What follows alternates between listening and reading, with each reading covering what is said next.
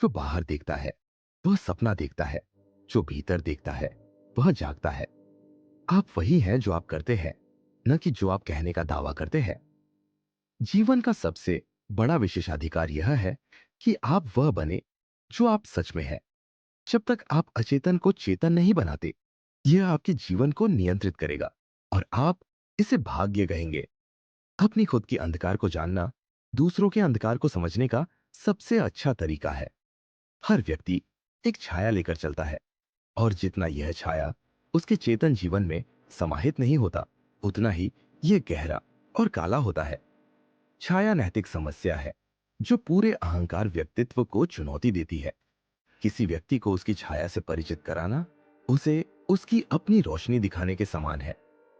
कोई व्यक्ति प्रकाश की कल्पना करके प्रबुद्ध नहीं होता, बल्कि अंधकार को चेतन बनाकर होता है। स्वयं को स्वीकार करना जीवन के नैतिक समस्याओं का सार है। दो व्यक्तित्वों का मिलन दो रासायनिक पदार्थों के मिलने के समान है। यदि कोई प्रतिक्रिया होती है तो दोनों बदल जाते हैं। जो चीजें हमें दूसरों में परेशान करती है, वे हमें अपने बारे में समझने में मदद कर सकती है। अकेलापन इस बात से नहीं आता कि आपके आसपास लोग नहीं हैं, बल्कि इस बात से आता है कि आप अपने लिए महत्वपूर्ण चीजों को व्यक्त नहीं कर सकते। परिवर्तन कहीं से शुरू होना चाहिए, और इसे वही व्यक्ति अनुभव करेगा जो इसे आगे बढ़ाएगा। जहां प्रेम राज करता है, वहां शक्ति की इच्छा नहीं होती। आत्मा आपकी मूर्खता चाहती है, आपकी बुद्धिमत्ता नहीं। मनुष्य को कठिनाइयों की आवश्यकता होती है, वे स्वास्थ्य के लिए आवश्यक है। हर अव्यवस्था में एक व्यवस्था होती है, हर अराजकता में एक ब्रह्मांड। हम तब तक कुछ नहीं बदल सकते जब तक हम इसे स्वीकार नहीं करते।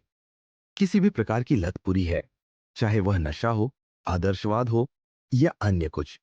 अचेतन स्वाभाविक रूप से केवल बुरा नहीं है, यह सबसे बड़े अच्छाई का भी स्रोत है। सपने आत्मा के मार्गदर्शक शब्द हैं। मन का पेंडुलम अर्थ और अर्थहीनता के बीच झूलता है, सही और गलत के बीच नहीं। जो सपना समझा नहीं जाता वह केवल एक घटना है, लेकिन समझ लिया जाए तो वह जीवित अनुभव बन जाता है। मनुष्य का कार्य है कि वह अचेतन से ऊपर उठने वाली चीजों को चेतन करे। आपकी दृष्टि तभी स्पष्ट होगी जब आप अपने हृदय में देखेंगे। जो बाहर देखता है सपना देखता है, जो भीतर देखता है जागता है। अर्थ वाला एक छोटा सा कार्य बिना अर्थ की महान चीजों से अधिक मूल्यवान है। जीवन वास्तव में 40 के बाद शुरू होता है। तब तक आप केवल शोध कर रहे होते हैं। मैं वह नहीं हूं जो मेरे साथ हुआ, मैं वह हूं जो मैं बनने का चुनाव करता हूं। जो व्यक्ति अपने जुनून के नरक से नहीं गुजरा है, उसने कभी उन्हें पराजित नहीं किया। यहां तक कि एक खुशहाल जीवन में भी अंधकार का हिस्सा होना चाहिए, और यदि अंधकार न हो तो खुशी का कोई अर्थ नहीं रहेगा। चेतना का कोई जन्म दर्द के बिना नहीं होता। पूर्णता केवल अपने अस्तित्व के एक हिस्से को काटकर नहीं, बल्कि विरोधाभासों को जोड़कर प्राप्त होती है। हम वही नहीं है जो हम सोचते हैं, हम वही है जो हम करते हैं। जितना अधिक विरोधाभास, उतना ही अधिक संभावना। कुछ नया बनाने का कार्य बुद्धि से नहीं, बल्कि आंतरिक आवश्यकता से प्रेरित खेल भावना से होता है। कला एक प्रकार का अंतर्निहित आवेग है जो एक मनुष्य को अपनी साधना बना लेता है। कल्पना के खेल का हमारा आर्ट अनगिनत है। हर मानव जीवन में एक संभावना होती है। यदि वह पूरी नहीं होती तो वह जीवन व्यर्थ है।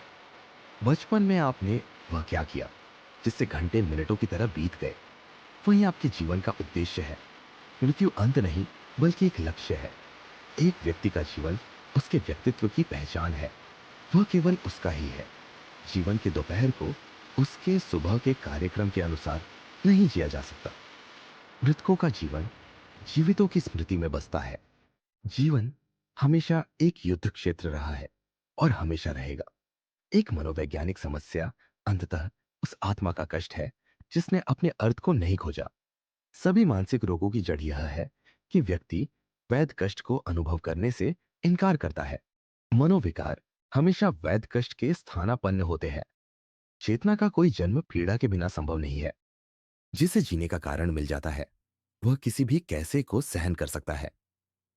ये क्वोट्स कार्ल जंग की गहरी अंतर्दृष्टि और मानव मन के प्रति उनके दृष्टिकोण को दर्शाते हैं। ये आपको आत्म खोज, आत्म स्वीकृति और संतुलन की दिशा में प्रेरित कर सकते हैं।